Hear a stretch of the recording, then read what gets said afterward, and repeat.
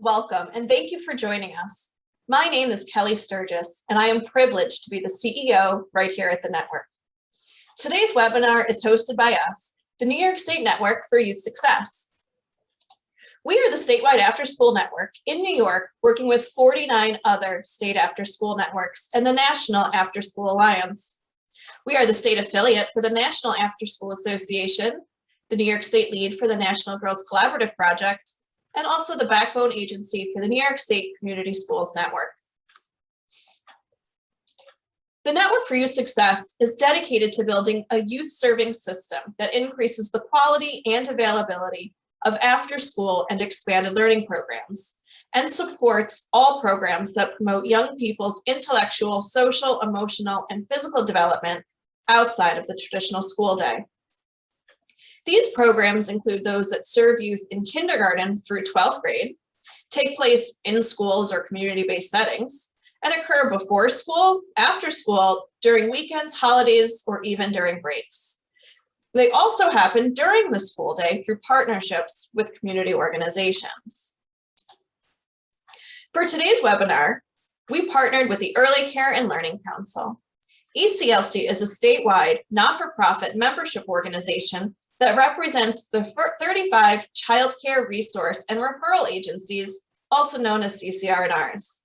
These CCR&Rs are on the front lines providing direct assistance and supports to parents, child care providers, and employers in their communities. In today's webinar, we're going to hear from providers who have gone through the stabilization grant process, go through the logistics and how-tos, answer some pre-generated questions, and hopefully at the end, we'll have time to answer any additional questions that you may have.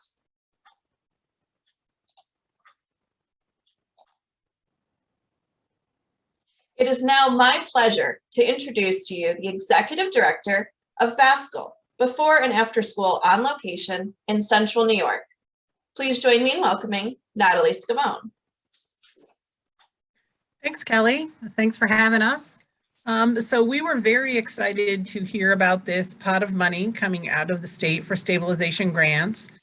Jumped right on the application and was thrilled that it was easy to apply. We had received CARES 2 money during the shutdown, and that was very cumbersome, A, to apply, and then B, to actually get the reimbursement. So I was thrilled when this was simple and easy. One of the other things that I really liked about this was that it was based on capacity. And so as long as the program was active, it was the capacity that generated the stabilization grant, not the actual enrollment. Even though our programs were not full in August for September, we were able to rely on the additional money based on our capacity. So that was thrilling for us.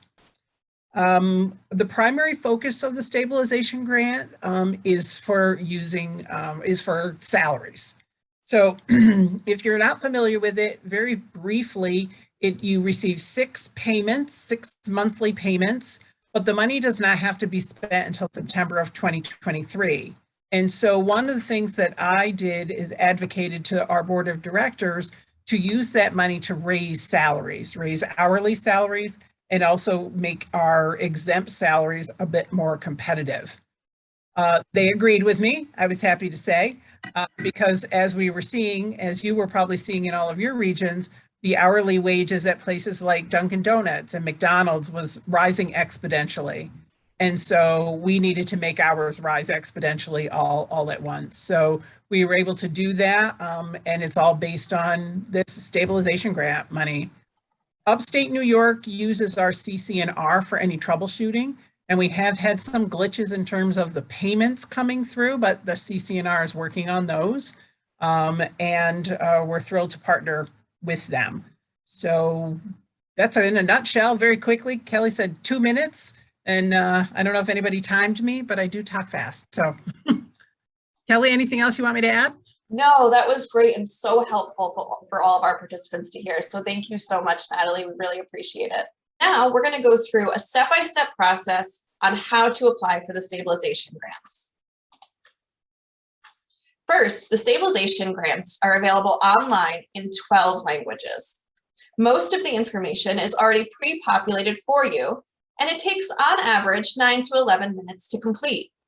This instantly calculates your award amount, and you typically receive your payments within 2 weeks.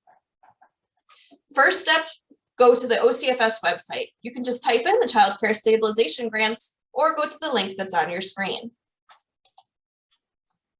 In order to apply, you will also need to register at my.ny.gov. It's a very easy process where you could either go to their website and click on apply, or you can start out by going on the OCFS Child Care Stabilization Grant homepage. And if you don't have an account, click on don't have an account, and then click on personal as one of the 3 account types. Next, you're going to sign up for your own personal NY.gov ID button. Type in your first name, last name, and email address under user information. Create your own username. Type in a username and click the Find Out button to ensure it is available to use. If it is not, type in a new username until one becomes available. Check the box next to I'm not a robot, and then click the Create Account button. Click the Continue button once you have confirmed the information. Then click on the Finish button and go check your email for the activation email message.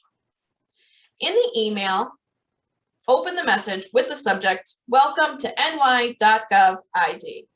If you do not see it in your inbox, please check your spam or junk folder. Then click on the Click Here link to activate your my.gov ID account. You will then need to do the following. Create 3 secret questions and answers at the NY.gov ID activation page. Enter a new password in the new password and confirm fields. The password must contain at least 3 of the 4 categories: 1 digit, 1 uppercase, 1 lowercase, and 1 special character, and have a minimum length of 14 characters.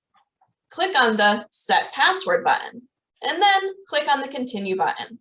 Your NY.gov ID account has been set up. Once you have created that, go to another URL for OCFS, the Child Care Stabilization, to apply for the grant.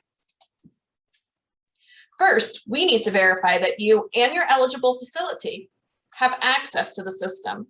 Please enter your license or registration number and select Search.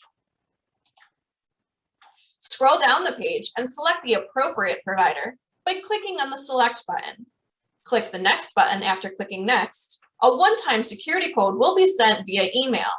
Be sure to leave the grant application open during this process.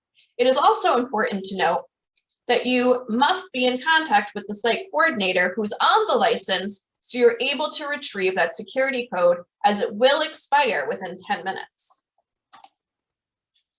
Check your email for the passcode. That one-time security code will be sent to the email associated with the provider record in the New York State or New York City database. So again, the code will expire in 10 minutes after it's requested. So please stay in contact with the person identified on your license or registration. If your facility is eligible for the grant, a green checkbox will appear under Current Grant Eligibility. Then go ahead and click on the Apply Today button. After determining you are eligible to apply, you can get started with the application. Your application will have a lot of information already completed based on your facility ID. For security reasons, it is important to note that if you leave the application or log out and log back in, your progress will not be saved and you will need to start over. The general applicant information section of the application has been pre-filled with information about your facility from the state or New York City database. These fields cannot be changed. If any of this information is not correct, please contact your licensor. You only need to enter information in 3 fields. Step 2, operational status. You will need to answer 3 questions regarding your operational status, as you can see on the screen. If any of this information is not correct, please contact your licensor. Go ahead and click on and enter the dollar amount for my estimated current monthly expenses. For assistance calculating your estimated current monthly expenses, please reach out to your local CCR&R.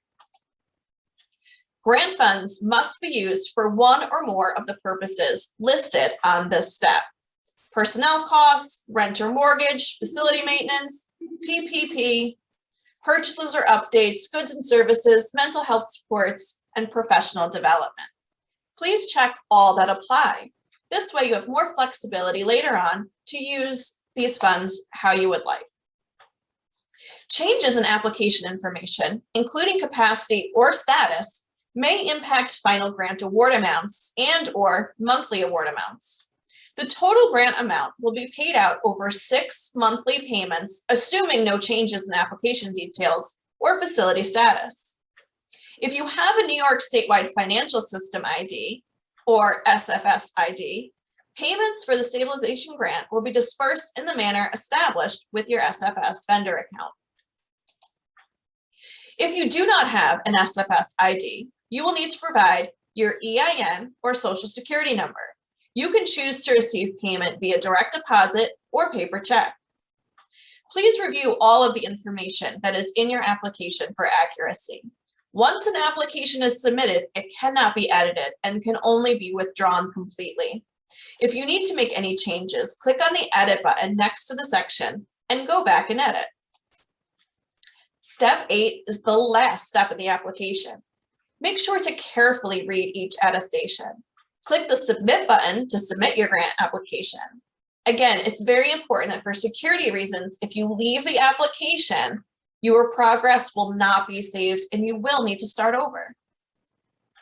After submitting your grant application, you will receive a confirmation email. Before leaving the page, write down your application number. Click on the download PDF button to save a copy of the application on your computer, and then click back to home to exit the application. After submitting your grant application, you will receive a confirmation via SMS, text message. If there's a mobile number associated with the facility ID in the child care facilities system or the child care activity tracking systems, the SMS or text message will come from the following number: 888-655-4232. You will also receive several emails regarding your grant. These will be sent to the email addresses associated with the facility ID or the child care activity tracking system. Once an application is submitted, you can view information about the application by selecting it from the Choose an Existing Application menu. To go back and forth between the completed steps, use the previous or next buttons at the bottom of the page or click on the green check mark next to any step. Do not use your web browser's back button or you will exit the entire application. Many of the fields will be pre-filled with information from the state database about your facility. These fields cannot be edited. If any of this information is correct, please contact your licensor or regulator. Fields marked with a red asterisk must be filled out to continue. Be sure to use the edit option on step 7. Review application if changes need to be made. Once an application is submitted, again, it cannot be edited and only completely withdrawn. It is always a best practice to log out before walking away. Please remember to log out of the grant application system when finished. OCFS has a plethora of trainings, FAQs, application walk-in guides, step-by-step videos to help you through this process. This is supposed to be one of the easiest processes available for our providers. We did advocate for this money, and we want to make sure that our school-age providers take full advantage of this opportunity. As you can see on the screen, these are typically the amounts that you'll receive based on your application capacity and geographic location. For example, a program with 7 to 50 children in New York City would receive approximately $43,700. Rest of state, $32,800. So this is a great snapshot on all of the money that you could receive, again, for each program, just by filling out this quick, easy application process. And now we're going to hear another provider testimonial, and this time we have a double dose of fun. First up, we have Marcel Braithwaite from New York City. Not only does he work with the New York City Police Athletic League, but he's also our board president. Please welcome Marcel. Good morning to everyone. I don't think I could add any more expertise than my colleague Jessica, who is clearly very knowledgeable. But what I will say is that we have heard of through the network about folks being hesitant about applying for funding or this particular funding. And we really want to encourage as many of our providers throughout the state of New York and New York City to apply for this funding.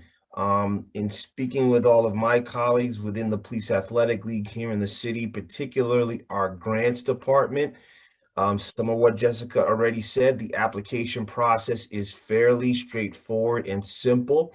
Where some people have run into challenges is when there is something that comes up related to their SACC license. And what we would recommend is that folks do everything that you would normally do to try to resolve a problem with the state or the city. So call your registrar, find out what can be done, because once you overcome some of the obstacles, things begin to flow smoothly. We have funding from city and state and federal sources, and that has not stood in the way of us applying or receiving this funding. I saw that was one question that came up in the chat. And the reporting is not due until 2023, so it leaves some space for organizations to, navigate and leverage the funding in ways that will be useful to their organizations. I saw one question related to if folks spend it in a certain way, how will they be able to utilize afterwards? I would say that is very much a question for an internal discussion within your organization.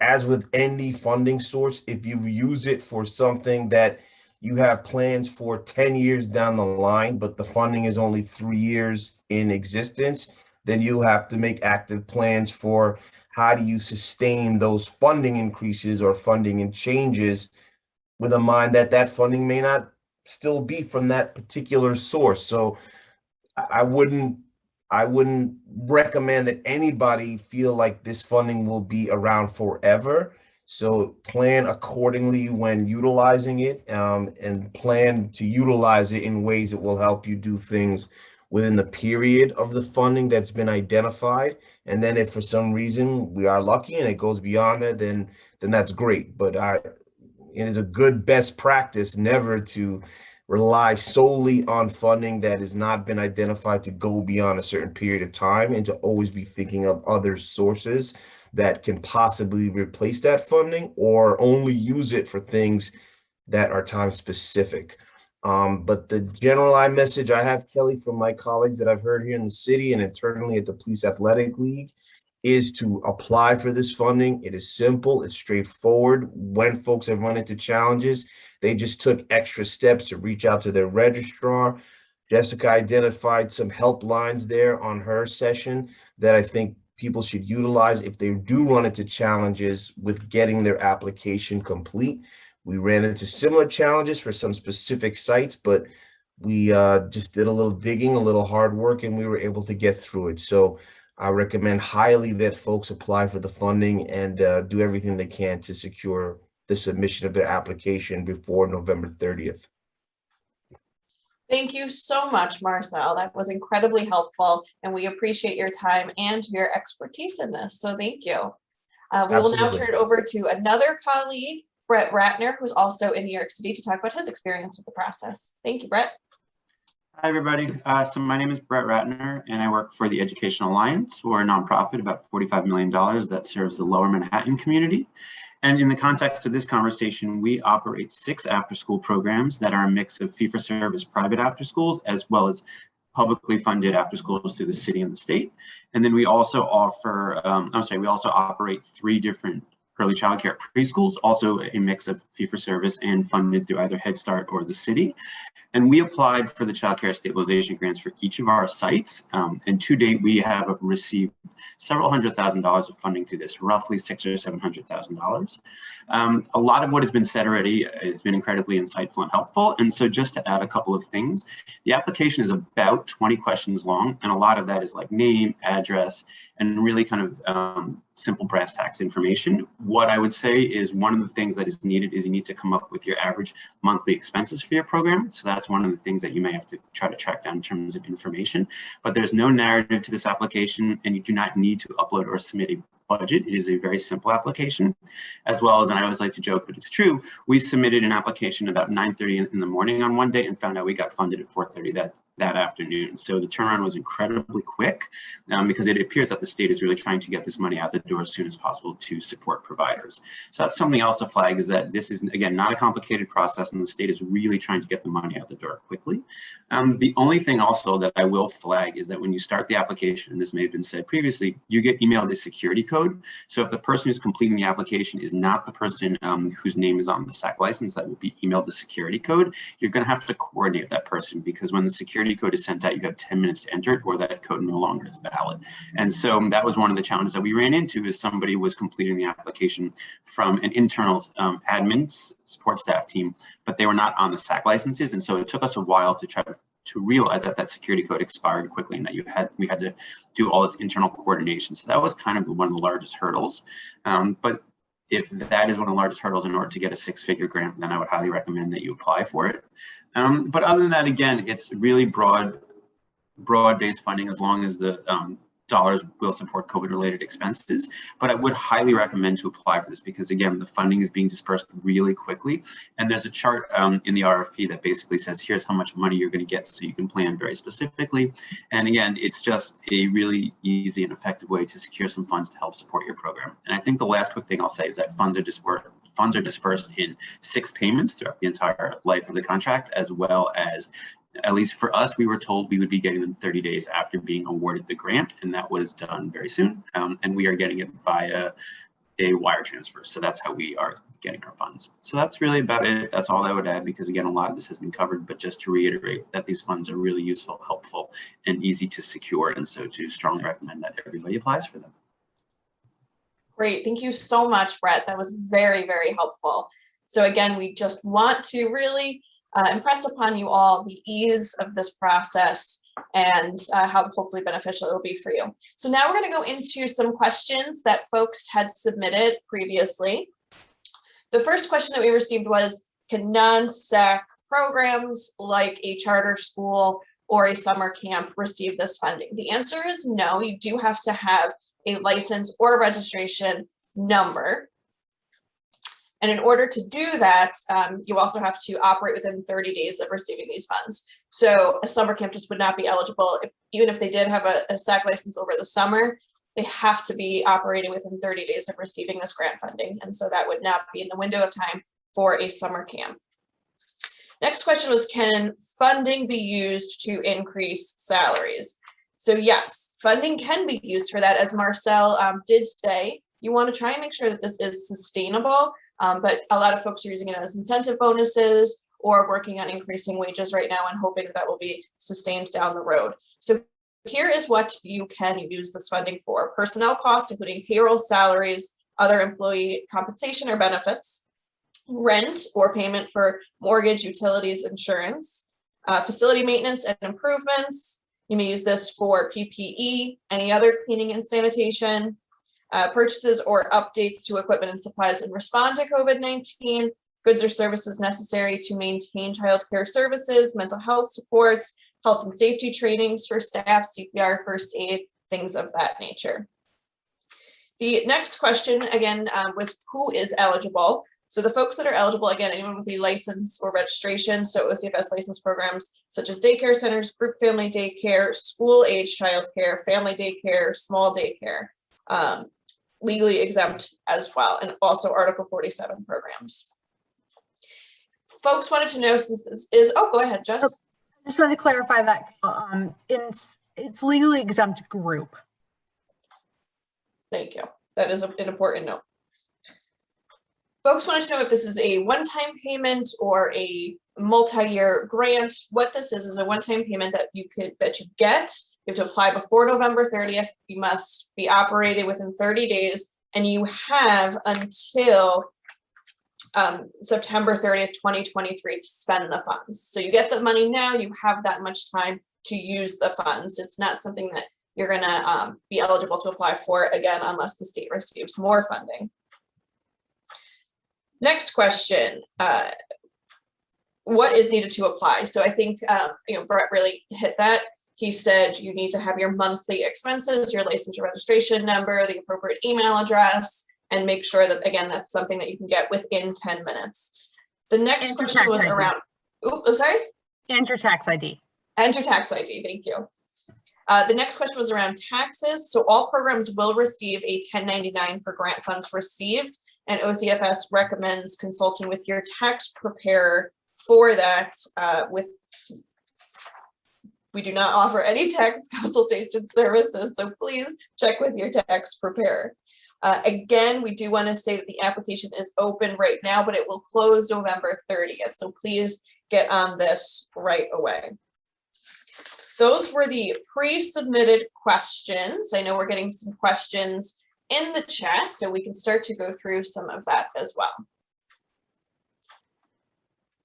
Transportation, if that is something that is a normal expense that you have, or an expense related to COVID that now needs to happen, it should be, let me just go right back to that one section just so I can read it right out to you. It does say purchase or updates to equipment and supplies and respond, but also goods and services necessary to maintain or resume childcare services. So if transportation is something that is needed for that, that should be counting. Recording of this meeting, we will try and get this out as soon as possible. We'll send it out on our listserv, and we'll also put a link on our website as well. So if you would have other questions, I'm going to try and go back up through the chat. If you want to unmute yourself and ask a question, or continue to add them in the chat, we can do that as well. One question, Jess, maybe you can assist with this. Do they submit an individual application for each after-school center and early childhood center, or is that all combined into one application?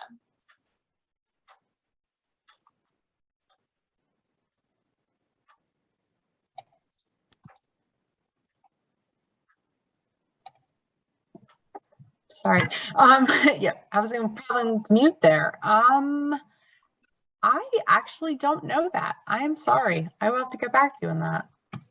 I'll have a little insight into it.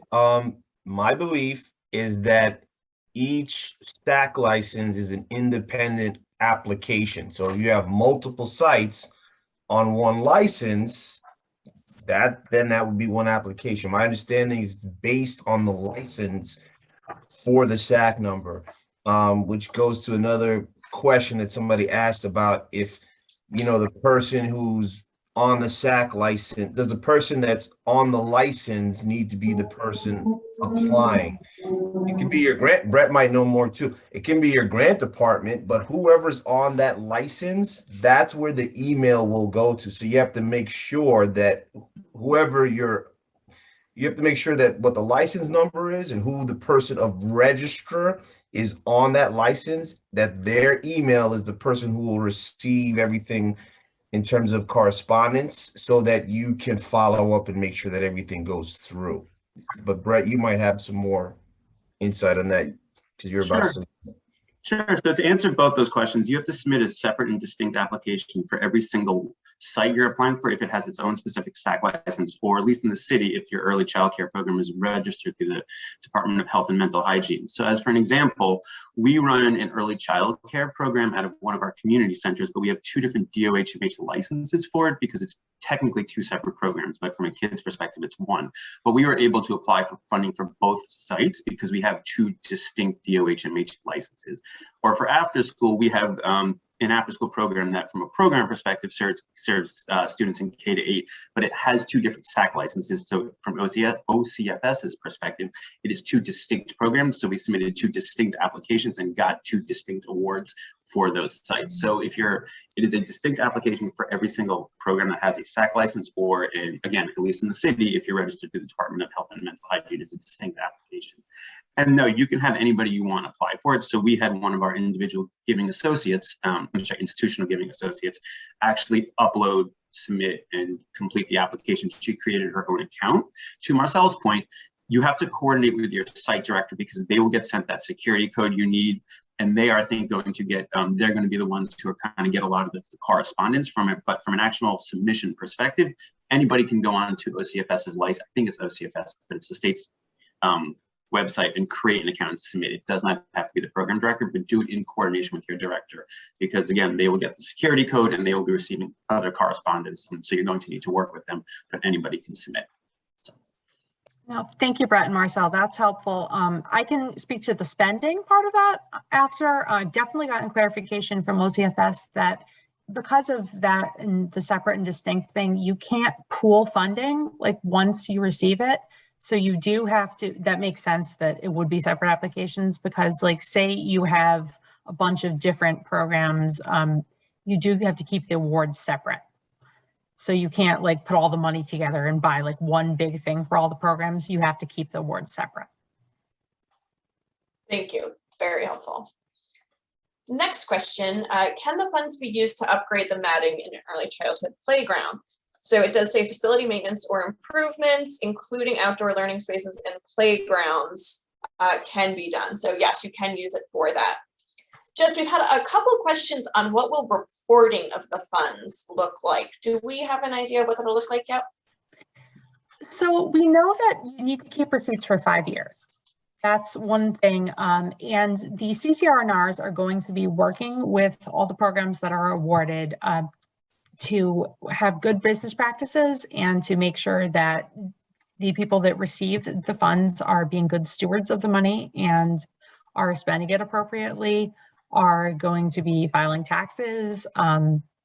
As you said, there's going to be 1099s sent by the state. So basically keeping receipts for everything. New question, are UPK and APK eligible? They are not, they do not have an OCFS registration or license number, so they would not be eligible. And again, it's daycare centers, group family daycare, school-age childcare, family daycare, small daycare centers, Article 47, and enrolled legally exempt group programs. For a city-funded program, the expenses associated with this grant need to be separate and distinct from the city reimbursed expenses. Is that correct, Jess? Associated with the grant need to be separate. Yes, you just need to ensure that you're not double dipping anything. That's really what it is, but it doesn't mean that you can't receive this grant. That's one thing that we have to be really clear that I think people assume that because they receive one set of funds that they can't receive a different, but as long as you're not applying them, it's the same thing. Yeah, that often comes up, like when you have kids enrolled on one contract, you can't enroll them on the similar contract because it's double dipping. This is not like that. This is truly an enhancement. And so you should, to Jessica's point, you should keep good records, have something that you plan to spend it on, and so you can say and apply. You shouldn't worry so much about double dipping in that regard.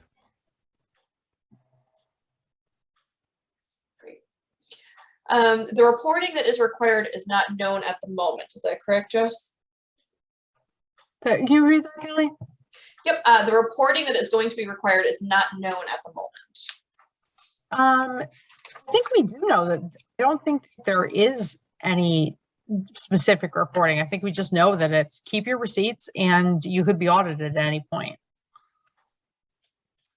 How far back retroactively can we use the funds? I believe it's a date in 2020, and I'm trying to find that specifically right now. Thank you. What is the range of awards generated?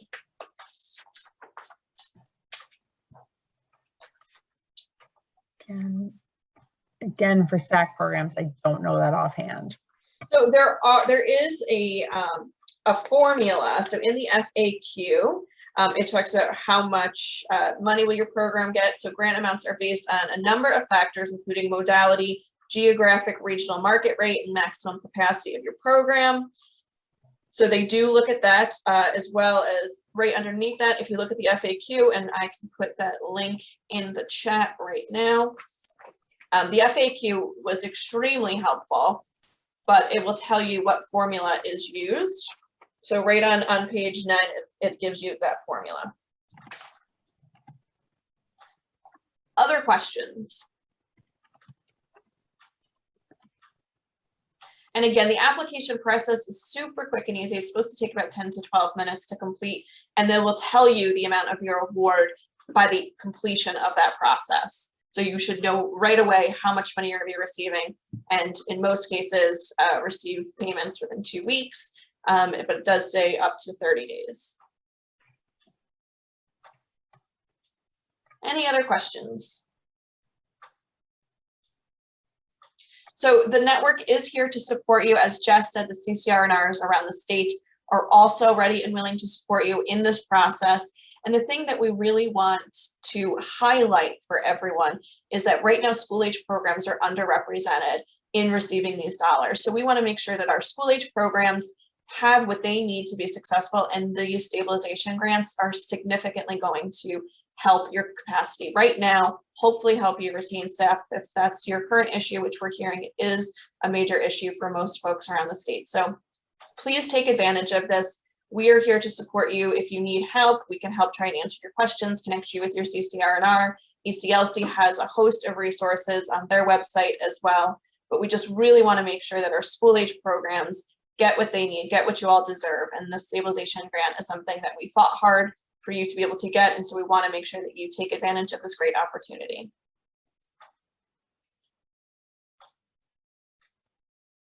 So thank you all so much. I will stay on. If you have any questions, feel free to hang out. Again, put anything in the chat. But the rest of you, we will be sending this webinar out so you can review some of the questions, and we'll be sending the link to the FAQ as well. So thank you all. I hope you have a great day. Thank you. This was very helpful. And thank you to Brett and Marcel and Jess and Natalie for your help with this as well. Thank you all. Yeah, thanks, everyone. Thanks, everyone.